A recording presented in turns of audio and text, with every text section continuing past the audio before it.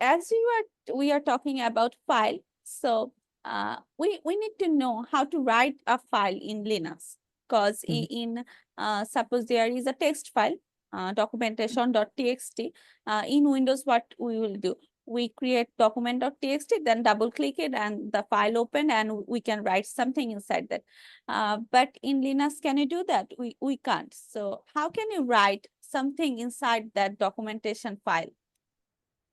Okay, so write in something in documentation file, we can use like there is multiple text editor, like suppose cat. We can use the cat for simple and more faster way, and we can also use the Vim editor, where suppose for I just give an example, like I have a file name like documentation.txt. If I want to edit something in here, so what I will do, Vim, then space, then the file name, the document.txt, then I hit enter.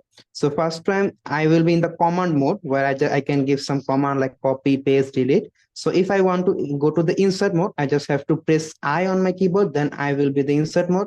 After that, I can type anything that I want. I can do anything. After that, I can save and exit.